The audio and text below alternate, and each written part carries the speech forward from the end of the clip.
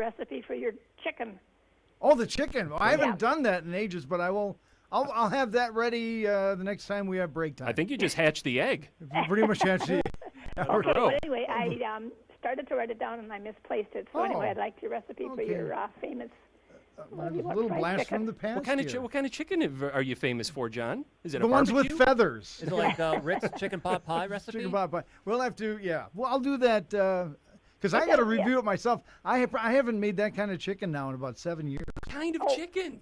7 With years? feathers, I said. It's like a French fried chicken. Or It's whatever. like a French fried chicken. Or baked French fried chicken. chicken. Yeah. You can dip it. It sounds really good. So. Chicken fingers? Well, thank you very much for calling. And I think you guys should devote one day, say, for recipes. All of you guys bring in one of your favorite recipes because our ladies do miss the recipes that you used to be given on there. But yeah, we could filter something like that. Yeah, What do you that'd be think, an guys? idea. I like that. Yeah. Very much so. One day or all on one day, everybody bring in one of their favorite recipes or their wife's favorite recipe, and Maybe like a once a month thing or something. Yeah, that I'd love to hear a Craig Warmbold recipe. I got the Craig McMuffin. I've told you. Yeah. It's delicious. thank you. Thank you very much for your call. All right, the time is up, guys. The jig is up. The news is out. They finally found They us. finally left. See, we got Garden Doctor next. Check out the latest local videos at dailydodge.com. Brought to you by Clearview. In the upcoming election on April 6th, we can't let the Liberals win. Vote for me, John Jagler, and help get Wisconsin back on track. I'll continue to fight every day by standing up to Tony Evers and his liberal agenda. Tony Evers and his Democrat allies have pushed time and time again for higher taxes to pay for their liberal spending and wasteful priorities. I'm John Jagler, and with your vote on April 6th, I'll stop Tony Evers and keep our taxes low. As a father of 3, I know that the future of Wisconsin is our children. We have to get the kids back in the classroom safely and get Wisconsin back to work. I'll continue to back the badge. That's why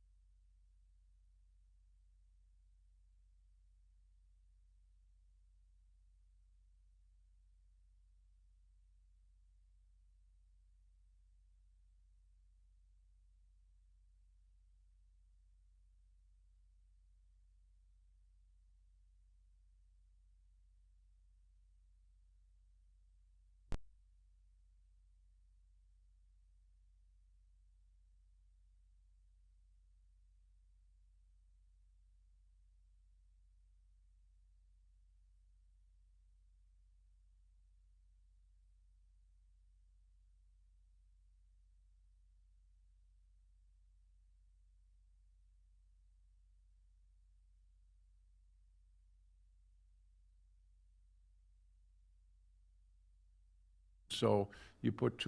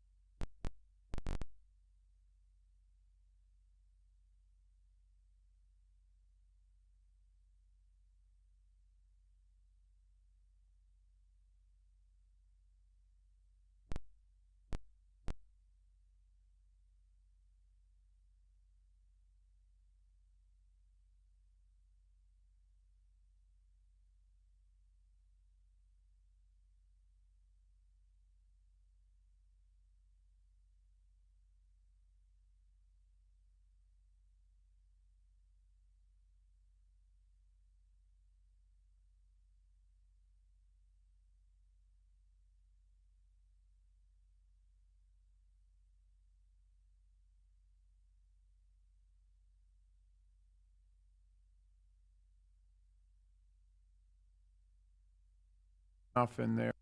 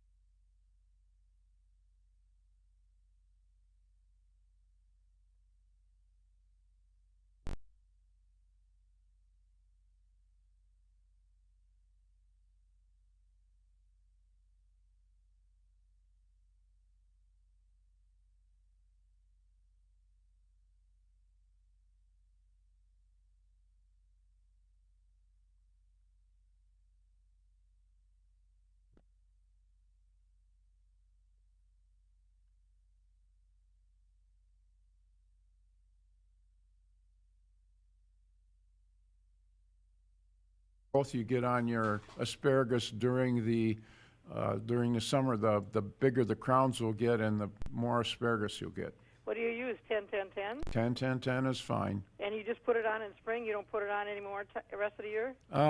If your asparagus is growing well, you don't need to reapply it, but maybe in early summer it would be okay if you do it real early so that it grows well.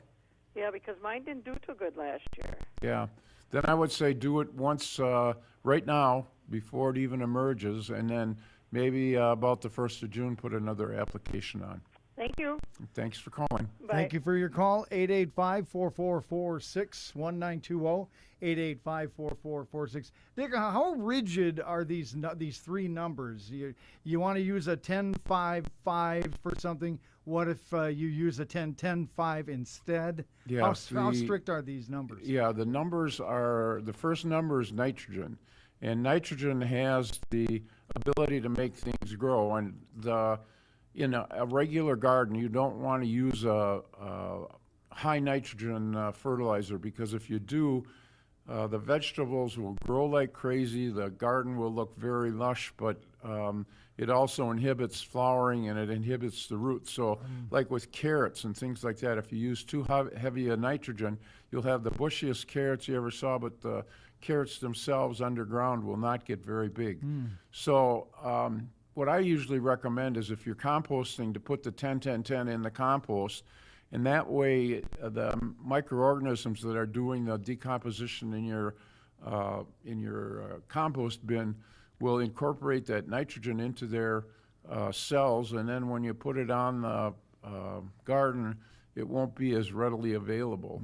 The second number is the phosphorus, and the phosphorus has to do with root growth and with the health of the plant, and then the last number is the potassium, N, P, and K. And again, the potassium also has things to do with the health of the plant. You know, the different systems that grow, they have to have that potassium. All right, let's go back to the phones. You're on the air with Dick Zondag from Jung Garden Center. Hi, my question to you is, when's a good time to plant tomato seeds inside? Okay, what I recommend is that I would say tomatoes can be planted probably between now and the next week or two. What I recommend is that you keep track of exactly when you start those tomato plants in your house, and then when you plant them out, if they're too small, you set the date back earlier, so next year you start them a little earlier, or if they're too large and spindly, start them a little bit later next year. And by having a notebook where you keep track of when you start plants and what varieties you use, because you don't want to depend on putting that seed packet on the end of the row, because it's going to blow away. Right. So you want to know the varieties that you use, when you started them, when you transplanted them, and then how the plants did. So if you need to adjust that starting date a little bit earlier, a little bit later. I can tell you when we start them in our greenhouse, but greenhouse has perfect conditions for growing. We use fertilizer in the water every time we water them, and you know, they have all the light that they need. But in a house condition, it's dry, and you have probably a little lower temperature than what we do in the greenhouse, and you don't get the light that we get in the greenhouse. So every home grows plants at a different rate. So you have to kind of adapt the planting dates for your particular situation. Okay, thank you. Yep, thanks for calling. Thank you for your call. You're listening to The Garden Doctor here on WBEV and streaming live video on dailydodge.com. We invite your calls at 885-4446. We go to the next caller. Good morning. You're on the air. Good morning. Good morning. I wanted to find out, when is the best time to trim these evergreen shrubs? I think they're called yews. Okay. And, you know, they like to have them trimmed kind of like almost perfectly even on the top. Okay. So. Yeah, right now is a good time to do it before the plant starts to grow. And then if you want them perfect all the time, I would say you can prune them anytime from right now up until about the middle of August, the first part of September. Then you want to just kind of let the plant grow, because at that time, plants are starting to go dormant, and if you prune too much, they tend to grow into the fall, and then you'll get more burn on them. So, you can prune a plant anytime, especially an evergreen, because you're not worried about the flowers on it.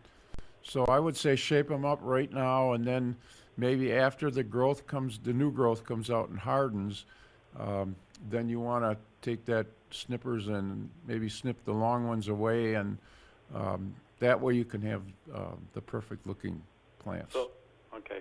So you would rather do it now and then do it later after the new growth. Right. But what if you didn't do it now and you waited till then? Well, what you'd do then is the new growth that you'd have is more than likely going to be on the areas that you're pruning off. Oh, okay. So you want to take it off so that the new growth comes on the plant that you're leaving, and that way you get new needles. Because what you'll find too is that with evergreens, the needles only last for a couple of years, and so if you're letting them grow out and then you're cutting them off, the needles that are left are not going to be in as good a health as they are. The other thing that you want to do with is to use an evergreen fertilizer that has iron and manganese in it, because that is what keeps the plants nice and green and healthy. So you would put that right around the root area? Yep, right around the outside of the plant.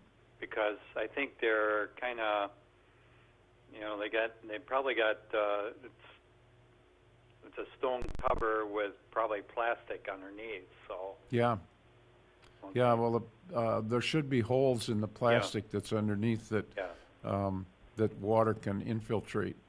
And so you want to use a fertilizer that has those two elements in, because those two elements are very involved with photosynthesis.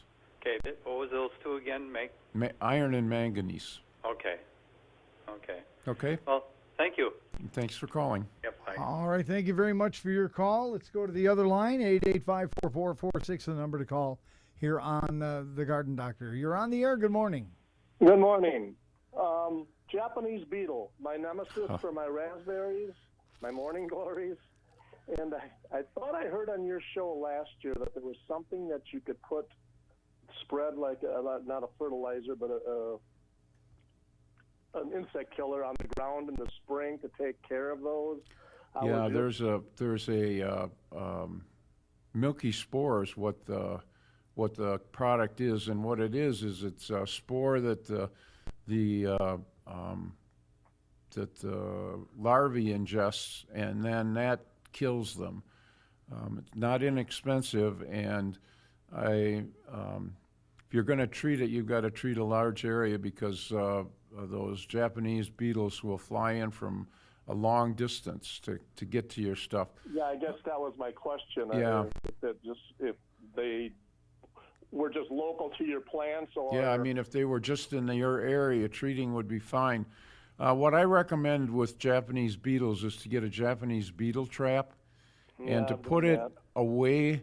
You don't want to put it right in the middle of the plants that you want, if it's strawberries or raspberries or whatever it is, because what it does is it attracts the beetles in. It has the sex attractant, the sex hormones, embedded in the little eraser thing that comes. And what you want to do is take it probably 500 feet, or because what happens then is that will attract the beetles to that trap. And so if you're putting it right where you want the beetles not to be, it's going to attract every beetle in the area in. So what you're trying to do is to attract them away from your plants, so that they fly in, they get to that trap, and they actually fall in a plastic bag, and then you tie the bag up and throw it in the garbage. Or if you've got chickens, chickens love the beetles. Right. I've used those before, and it seems to help at some point, but like anything else, all of a sudden the bag's half full and you got to keep at it. What about dusting? Is there any dusting that you can do? Yes, I mean, you can use a regular garden dust, and that will kill the beetles that are there. But they just keep coming. Yeah. I wish there were a solution, but... yeah, they are a nasty little creature. Yep, they are. and they're Thank you very much. abundant. Yes, You very don't much. want your morning glories to turn into nightmares. Yeah. You don't want to. And that's usually what happens. But then by the fall, I don't know if the beetles go away or what. Well, but what happens is they lay the eggs in the ground, and then the eggs hatch into larvae, and the larvae live underground for the winter, and that's why the milky spore works well, because it's on the ground and they ingest it and it takes them out. But So they you do that the now? life cycle. Is that something you do now, or you do that after the infestation? I would say in June. Oh, okay. You know, and it's a preparation that you put in water and then you just sprinkle it around. But Uh-huh. like I said, you'll have to do a large area because they fly quite a distance. Okay, thank you very much. Yep. Thank you very Bye-bye. much for your call. You may have touched it on this, Dick, while I was lining up phone calls. What if you want to just spread some grass seed around some bare spots in your lawn? Is it too early to do that? No, it's actually now? the best time because Okay. what happens is the seed probably won't germinate right away, but when the soil temperature is right, the seed is going to start to germinate. And so, you know, with my own yard, I have a new house and have had limited luck getting seed going. I spread a whole bunch of it last fall because the winter won't take grass seed out. The grass seed will just lay there dormant when the soil is too cold. But then when the soil warms up to where the seed will germinate, it comes up. So it's called dormant seeding. And so this is kind of an altered dormant seeding process because the soil is still too cold for the seed to germinate. But if you get the seed down, you work it into the soil a little bit, the seed will germinate when the temperature is right.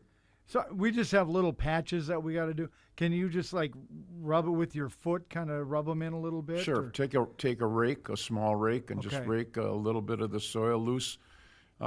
There's also products that we sell that have, it looks almost like insulation, where the seed is embedded in a substance that you put it on the ground, and it actually forms that nice barrier that will keep the seed from drying out. Because the only thing that kills grass seed is to have it start to germinate and then dry out. And so that's why when you're putting a lawn in, you want to put the seed down, and then you want to cover it with a mulch so that the seed doesn't dry out. And then you, instead of watering once in a while the seed is germinating, you've got to almost water it daily because, like I said, the only thing that kills grass seed is to have it start and then dry out. 885-4446. We have at least enough time to take another call. So if you want to give a buzz, you're listening to The Garden Doctor here on AM 1430 WBEV and streaming live video at dailydodge.com. I'm going to bring up the H word, Dick. No, don't. Hydrangea. Yeah. What should I? Well, hydrangeas are kind of my nemesis because there are so many different types of hydrangeas. Whether they flower on new or old wood, you have to know what variety that you planted. Yeah. If they've got nice big fat buds at the end of the stems, that means that that's a flower bud, and you don't want to prune it now. Don't prune it. Okay. If it doesn't, the paniculata varieties, you can prune them right now because they blossom on new wood. But the macrophylla